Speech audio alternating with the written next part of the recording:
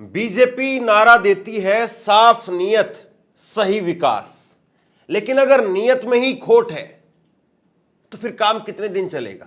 काम तो बिगड़ना तय है। और बीजेपी का काम बिगड़ता हुआ दिखाई दे रहा है महाराष्ट्र के अंदर। मैं आपको बहुत बड़ी खबर बताने वाला हूं। महाराष्ट्र में अजीत पवार ने खुले खुले शब्दों में बिल्कुल साफ साफ कह दिया है कि योगी आदित्यनाथ का नारा बटेंगे तो कटेंगे वो महाराष्ट्र में नहीं चलेगा।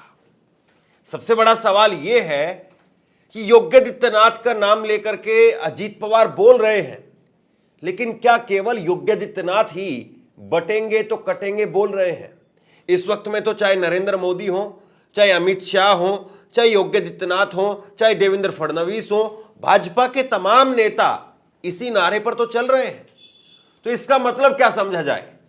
क्या इसका मतलब सीधे तौर पर यह है कि अजीत पवार ने योगी आदित्यनाथ का नाम लेकर के और मोदी को खरी खरी सुनाई है?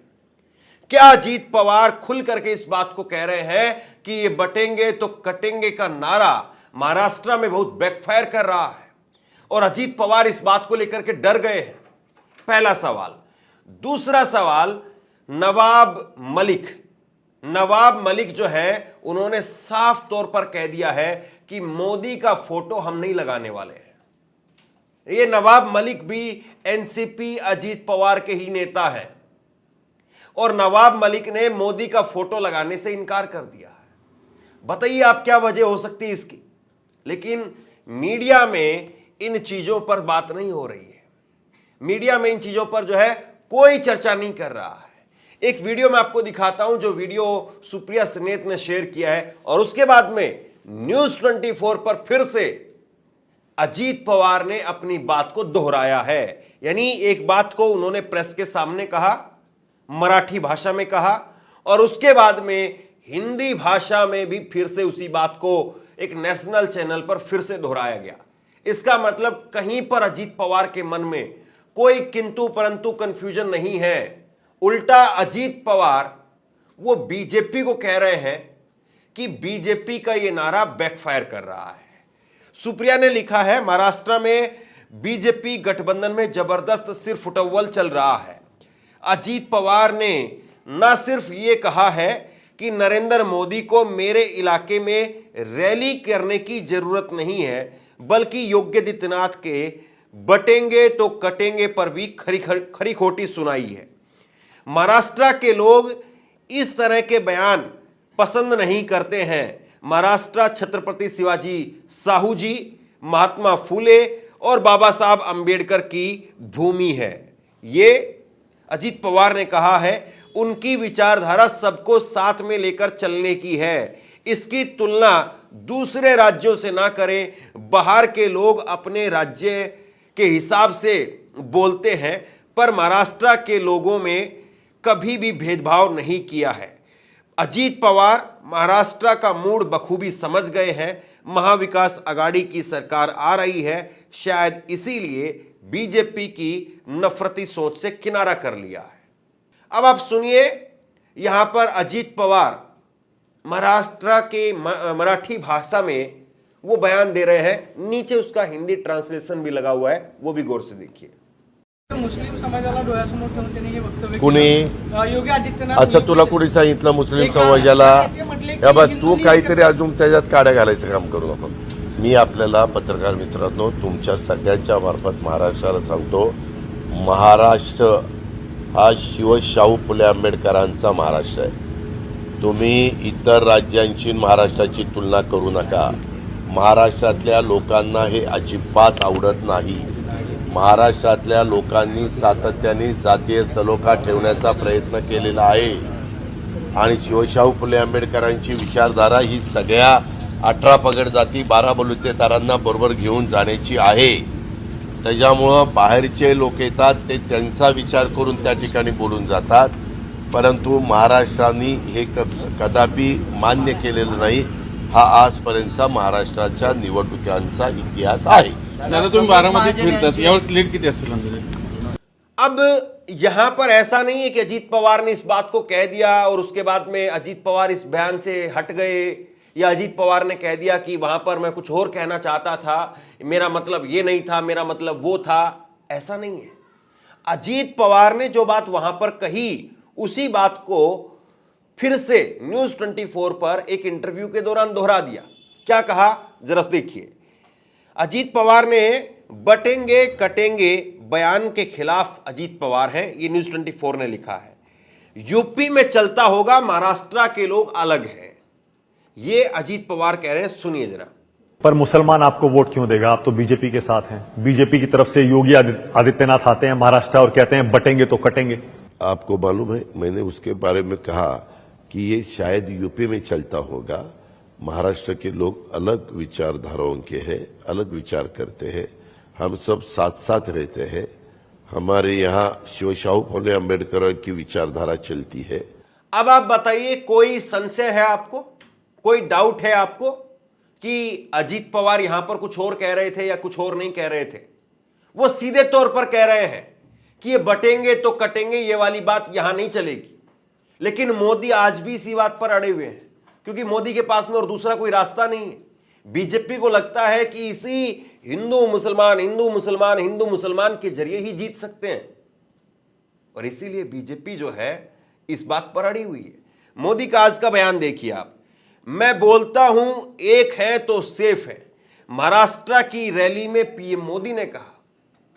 कमाल की बात है ना साहब, देश के प्रधानमंत्री वो इस बात को क्यों कह रहे हैं महाराष्ट्र के अंदर जाकर के, जबकि महाराष्ट्र के नेता इस बात को सिरे से नकार रहे हैं। मोदी का एक और बयान, अलग अलग जातियों में बंटने से आप कमजोर हो जाएंगे या नहीं, आप जरा सोचिए, हमें एकजुट होकर के कांग्रेस के खतरनाक खेल को खत्म करना होगा। अब किसका खतरनाक खेल है? भाजपा का खतरनाक खेल है जो लोगों को हिंदू मुसलमान में बांटना चाहती है, या कांग्रेस का खतरनाक खेल है? महाराष्ट्र के लोग समझ गए हैं, महाराष्ट्र में उनके खुद के नेता समझ गए हैं। मोदी जी इस बात को क्यों नहीं समझ पा रहे हैं?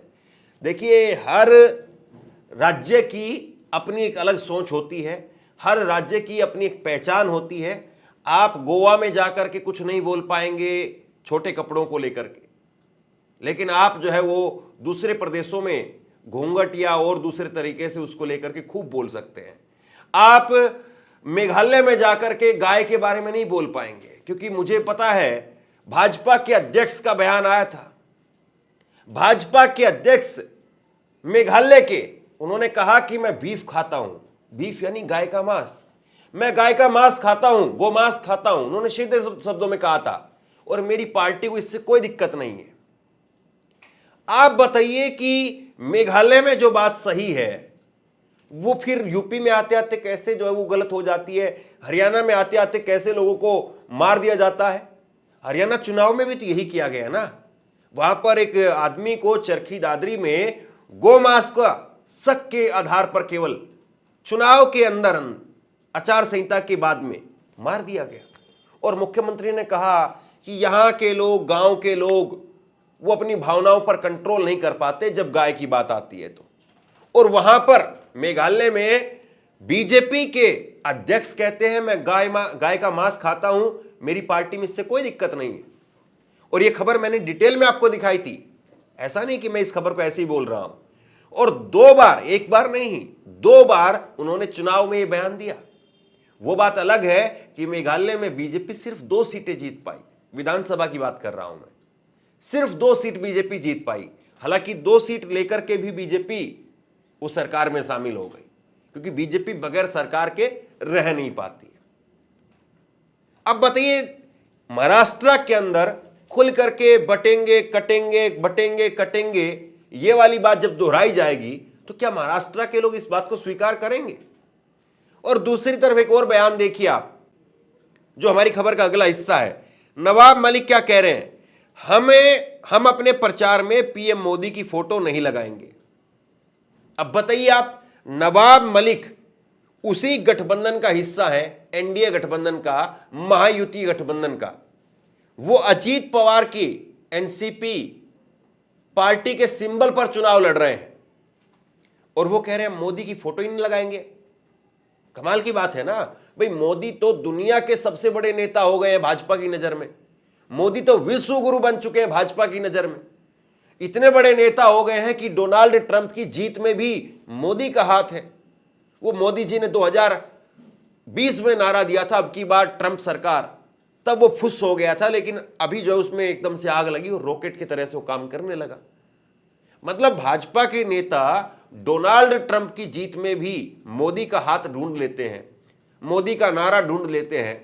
लेकिन यहां पर महाराष्ट्र में क्या हो रहा है? महाराष्ट्र में कोई कह रहा है कि नारा मत दो, कोई कह रहा है फोटो मत लगाओ, और भाजपा फिर कह रही कि हम यहां पर जीत करके आएंगे।